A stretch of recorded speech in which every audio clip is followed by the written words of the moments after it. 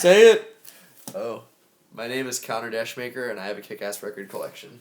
My first record, I was really into the Dropkick Murphys around age 12 or 13, and I ordered what I thought was like a rare out-of-print CD of theirs from a local shop in Phoenix called Stinkweeds, and I then get it in the mail a few weeks later, and I find out that it is a 7-inch on clear green vinyl, which I still have now. And I was very puzzled, to say the least, but it made me start to wonder about these old records and their grooves and everything. About maybe a year later, I started listening to ska and punk music a lot more, and I was lucky enough to meet the DJ of my favorite radio show, the Ska Punk Show. As far as ska, it was just something that I had kind of heard about in relation to, from that Ska Punk Show on The Edge 103.9. It was every night of the week, and I could just listen to this great music that I never heard anywhere else. That I recognized some of it vaguely from Tony Hawk's Pro Skater, from the skate park, things like that.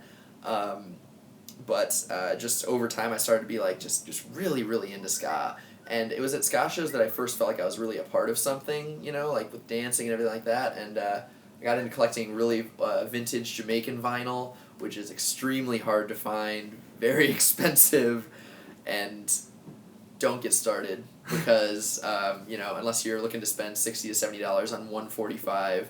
But let me tell you, does it sound great?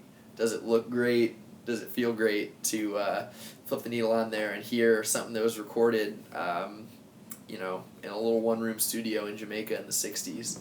I'm really proud of all the ska stuff, just because, it's a scene that gets really pigeonholed, but, when you go back to the roots, you realize that this is really like it's the first national music of a country that had been freed from, British ownership, and it was their first self-expression, their first true self-expression, and to hear that spirit on record, especially on vinyl, just really comes alive.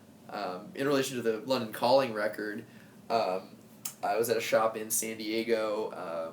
I was still early on in my collection, and I pulled out London Calling. I know it's one of the classic albums of all time. It turned out to be a UK pressing original of London Calling, and it sounds wonderful. It's in mint condition, and my favorite part is that it's got the bonus track, Train in Vain, written in pencil by its previous owner on the back cover. Right around 2006, I would say, so I was 14 years old, getting more and more into punk. This band that I was starting to get really into called Hot Water Music had just broken up, and they had started their side projects, like post-band. And I saw Chuck Reagan. He was starting a 7-inch of the month club, and I just decided to, hey, I'll get a 7-inch of the month. It's 7 or 8 records, and it says it's going to have prizes along the way and a CD at the end.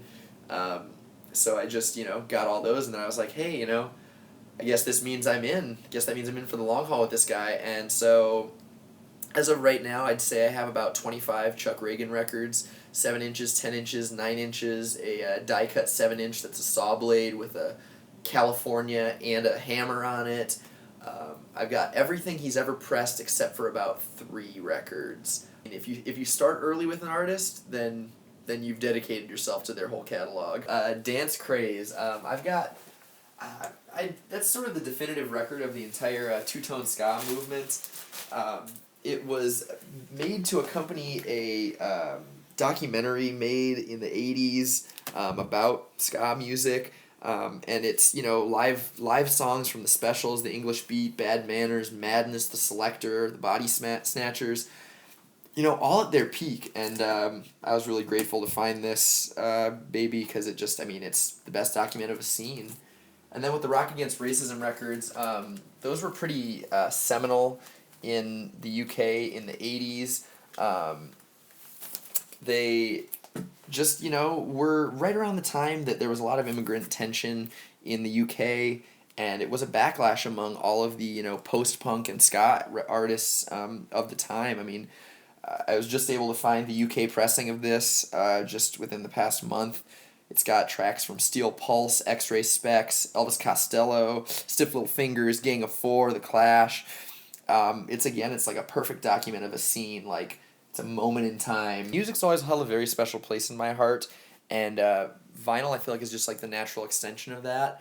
Um, when I first held in my hands the big expansive artwork, when I first looked at the grooves, there's so much more physicality to vinyl. It really just it's a beautiful thing. It's a work of art. It's not just something that you click on your computer, you know. It has weight to it, it has value to it. It's something that's going to forever mean something to you. You know, because it has that weight to it, literally, you know. And also, vinyl just sounds better. That little hiss, that little pop, it sounds like you're listening to something live. It doesn't sound like it's recorded in a can, you know, in the way that a lot of digital music does. It sounds really real, and I can't imagine experiencing music any other way.